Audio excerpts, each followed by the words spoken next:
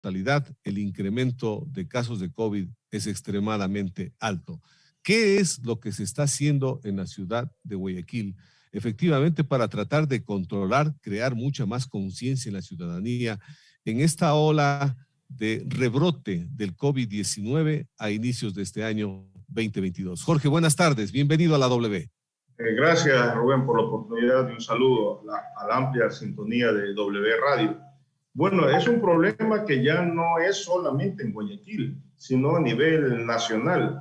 Lo que ocurre en Guayaquil es un reflejo de lo que pasa en el país entero. Tanto así que por denuncia de la Unión Nacional de Educadores y de varias organizaciones y profesionales de la salud, el COE cantonal adopta una decisión el 14 de enero en suspender las actividades presenciales para que estas continúen, las labores educativas continúen vía teletrabajo por el aumento exponencial del contagio de COVID, sobre todo en nuestros estudiantes y también de los docentes.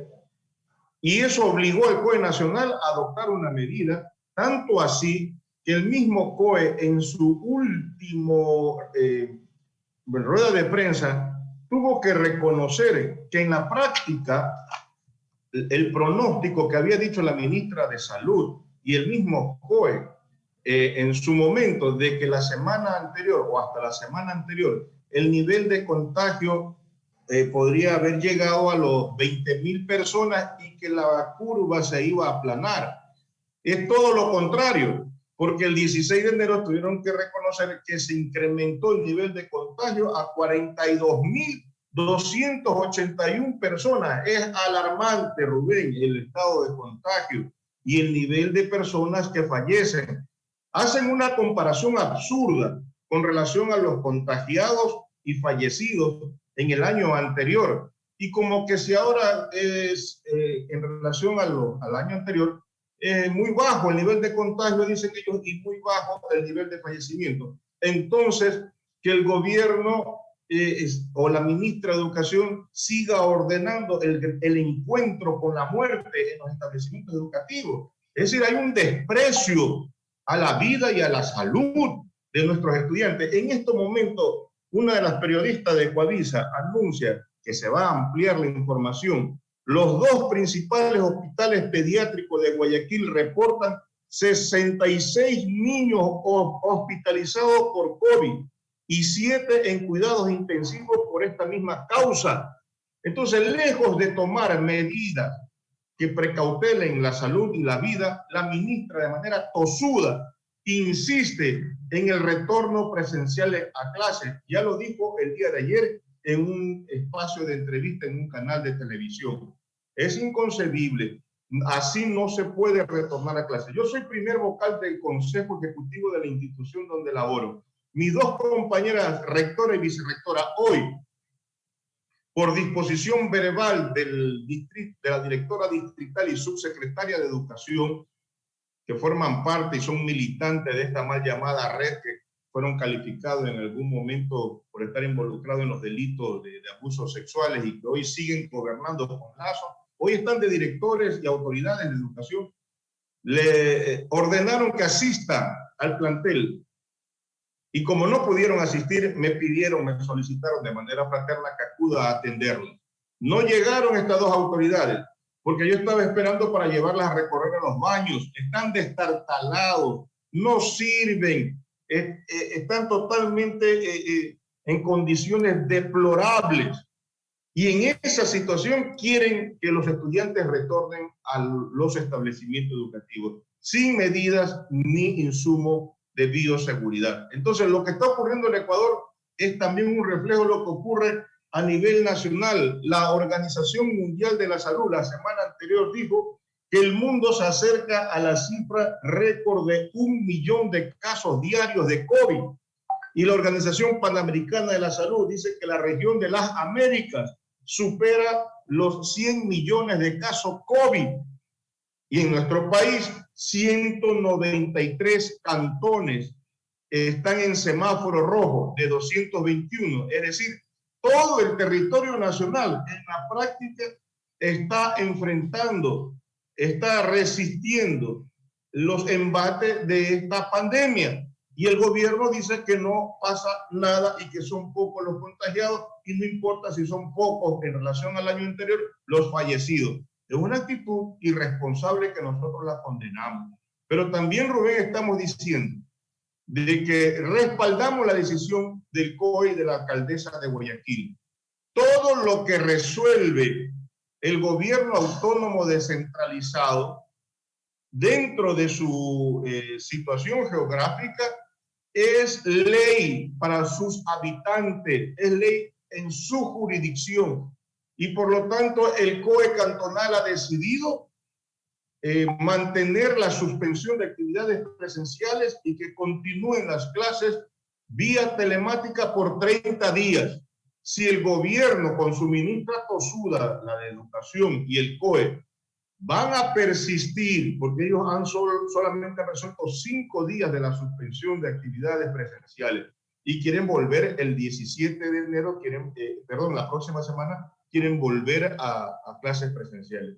Si ellos persisten, nosotros estamos preparando las denuncias penales, aplicando el artículo 282 del Código Orgánico Integral Penal para rectores, directores de escuela, directores distritales y subsecretaria de Educación Zona 8, que están obligando a los maestros a que acudan en pleno aumento exponencial del contagio, que acudan a los establecimientos educativos. Y en Guayas, ayer se clausuró una institución, una escuela.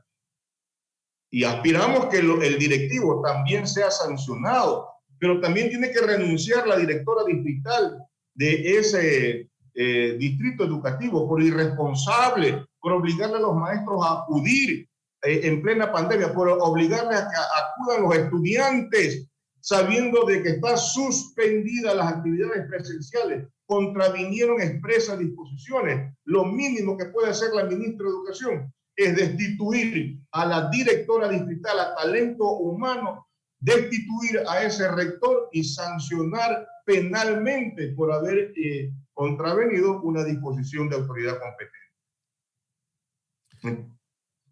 Con estas medidas, Jorge, que se están tomando en la ciudad de Guayaquil y ha sido muy enérgica, escuchamos a la alcaldesa Cintia Viteri en las determinaciones que ha tomado el COE cantonal. ¿Usted estima de que se va a poder bajar, frenar estos índices de crecimiento en la curva de COVID? Bueno, si se precautela, si se toman medidas para evitar más contagios, mayores contagios como esto de evitar que los estudiantes acudan masivamente a los establecimientos educativos, yo creo que en buena medida puede lograr reducir los niveles de contagio o frenar los niveles de contagio. Pero si el gobierno hace muy poco para que garantizar, por decir, salud, medicina también, porque de eso carecen las unidades hospitalarias, y en plena pandemia, el gobierno continúa con los despidos masivos de médicos o profesionales de la salud. Así no se puede garantizar enfrentar este tipo de situaciones, esta emergencia o la situación por la que estamos pasando. Pero quiero también decir algo, Rubén. La ministra de Educación, el 30 de agosto del 2021, esto enseñamos el día de ayer en el COE. Son datos del mismo Ministerio de Educación. Reveló la ministra de Educación el 30 de agosto del 2021, cuando presentó el plan Apadrina una escuela, que 10.247 instituciones educativas del país, es decir, el 82.76% de los planteles educativos están totalmente destruidos en sus baterías sanitarias. No hay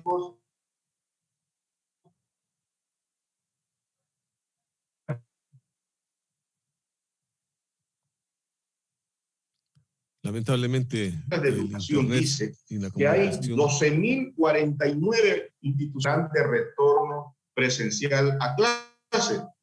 Yo no creo, estimado Rubén, que en menos de 5 meses haya cambiado la realidad de 10.247 planteles. Una minga no es suficiente. Los padres de familia, a lo mucho, pueden pintar, adecentar a la escuela, pueden cortar las malezas, pero ya reparar infraestructura educativa como los baños, eso es competencia del Estado.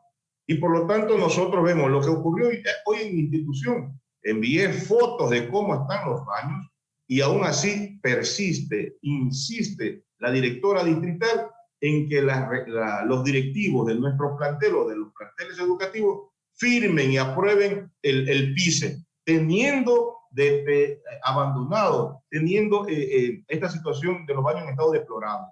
Así están aprobando de manera irresponsable los PICE.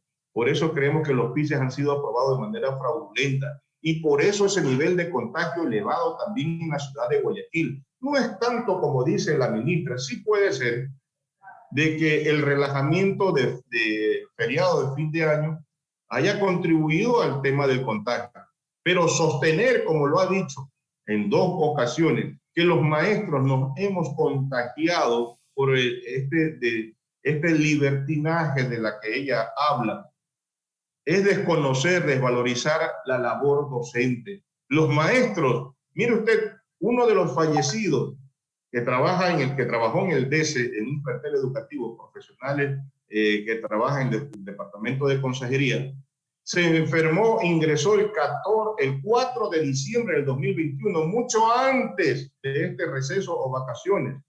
¿Y saben por qué están enfermándose nuestros compañeros maestros y profesionales del DECE? Porque nos trasladamos en buses repletos y eso es escenario de contagio. Porque tenemos que entregar la alimentación escolar en relación con los padres de familia que acuden de manera masiva.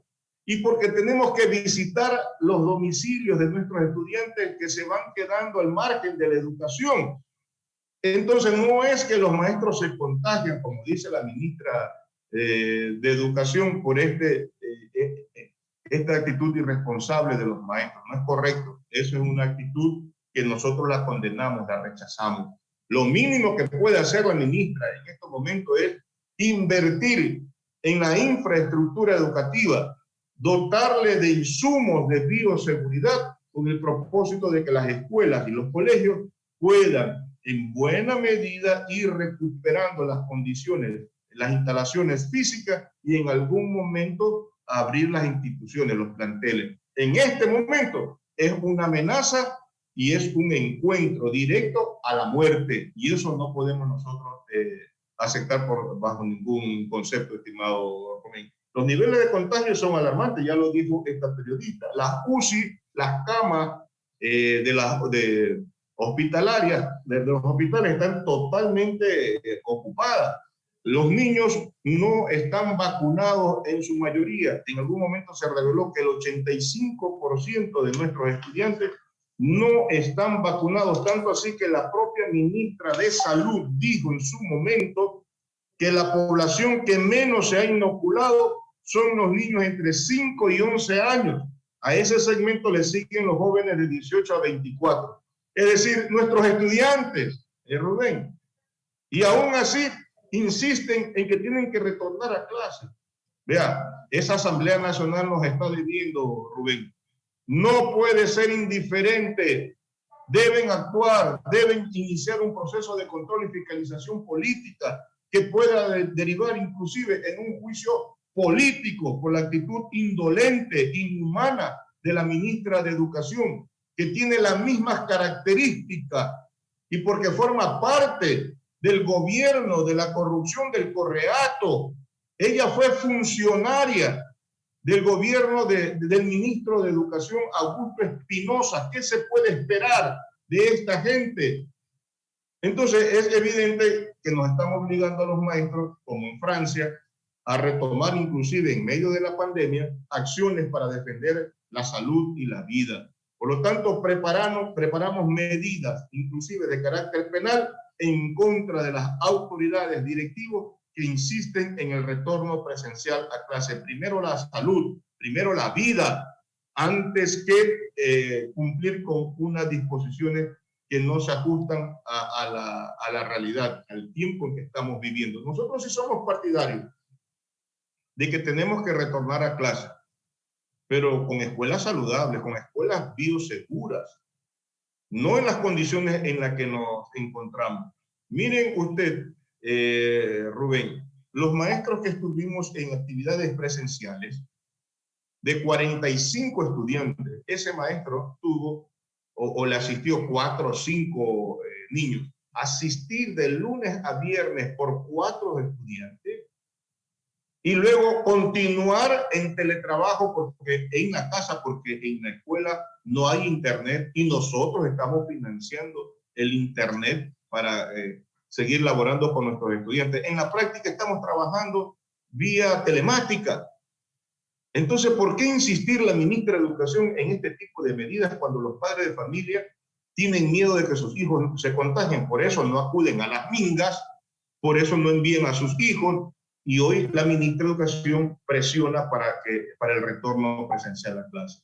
Condenamos esa medida y exigimos a nivel nacional, no solamente para los maestros, no solo para nuestros padres de familia, para todos los pueblos del Ecuador que estamos enfrentando los embates de esta pandemia, exigimos que se entreguen por parte del gobierno,